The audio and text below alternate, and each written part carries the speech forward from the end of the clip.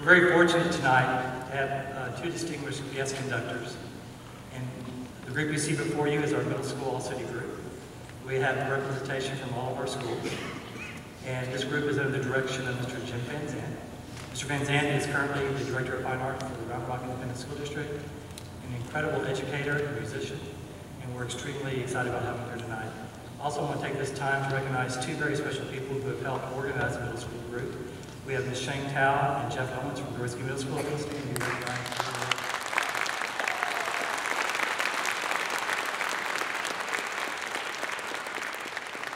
And so at this time, I would like to introduce Mr. Jim Van Zandt and the middle school All City Band.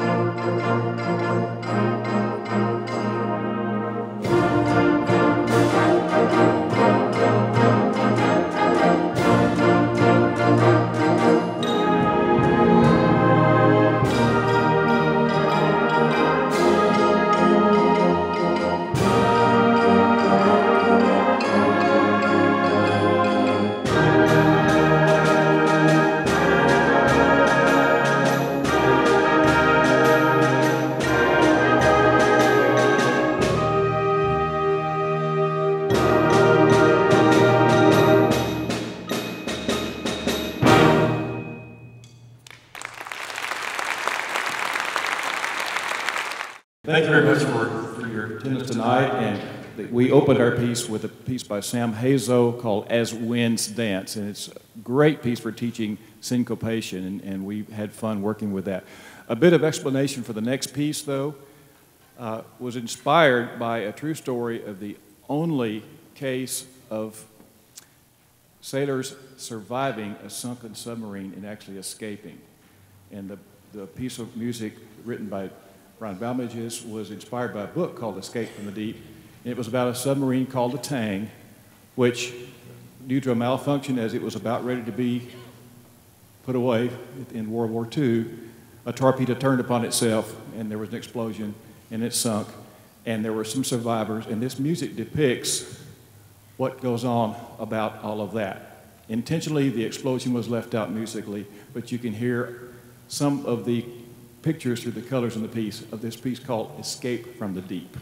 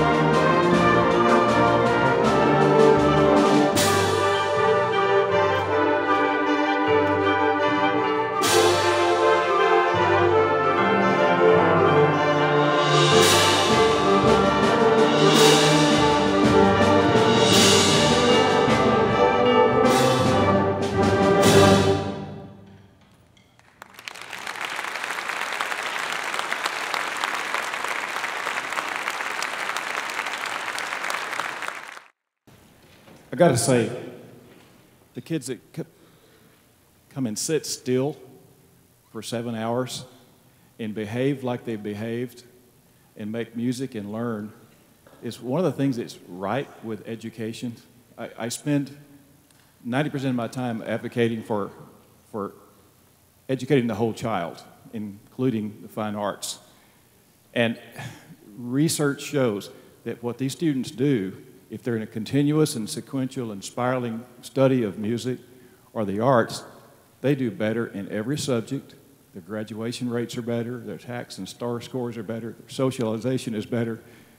And brain research shows that an individual playing an instrument and reading music, the brain synapses fire off 71% faster than they do for other students. So it's a really cool thing that these kids are in a band program, and I hope they will play an instrument for the rest of their lives. It is a very cool deal. I've thoroughly enjoyed working with them. I told the directors earlier today and tonight that there have been 0 discipline problems. They've been very patient with me, acting crazy in front of them, being lots of repetition on things, playing stuff that's really hard to learn in 6 or 7 hours, and it's just such an honor to me to get to do that with them. So we're going to play our last piece. It's just fun. Carnival in Sao Paulo. Thanks again for being here.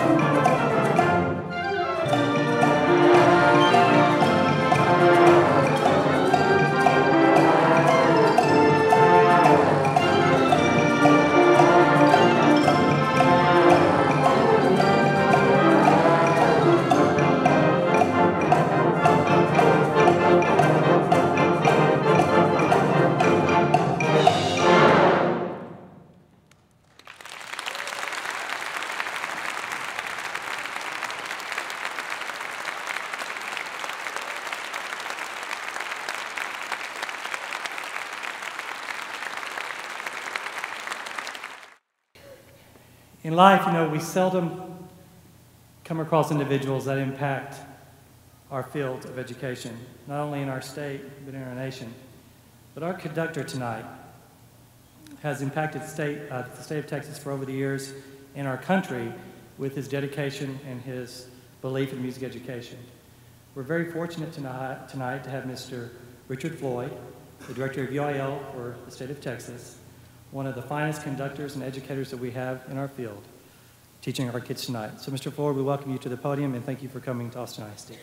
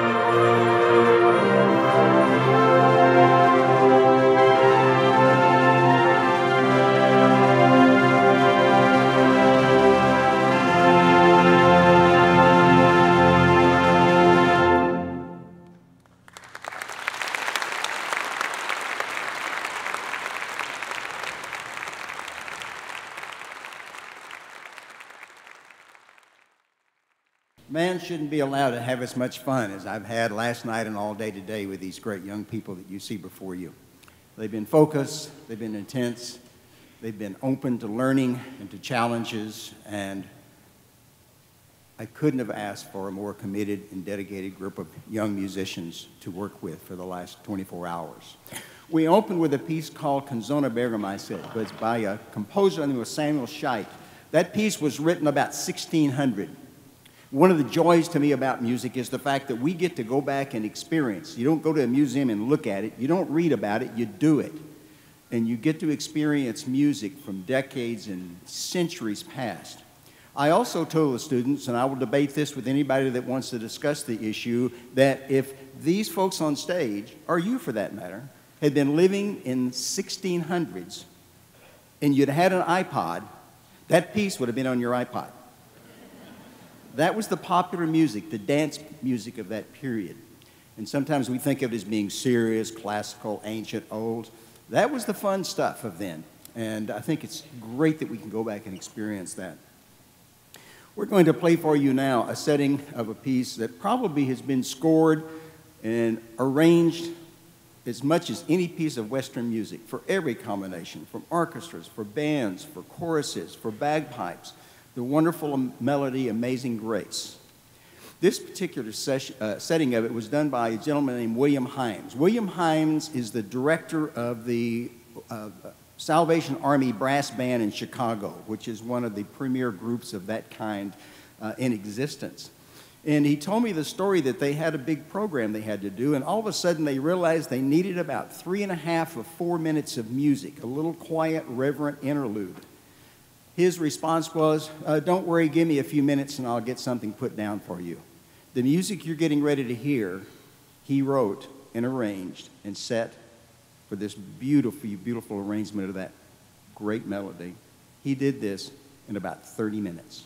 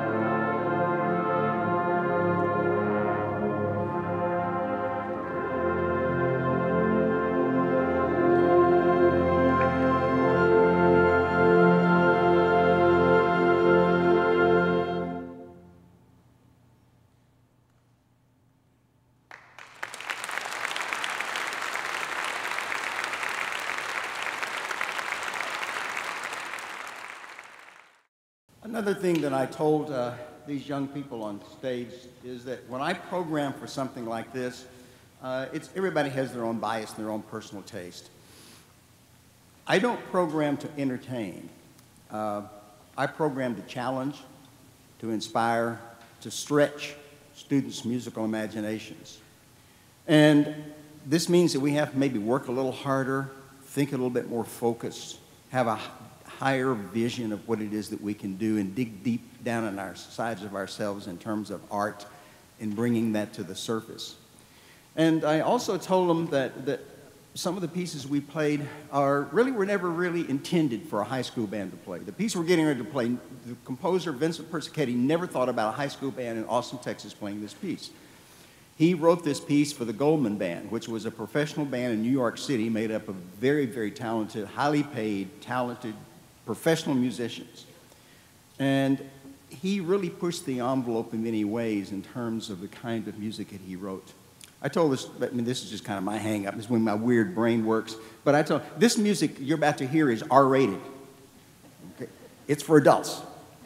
But you're going to discover that these students have mastered it very effectively.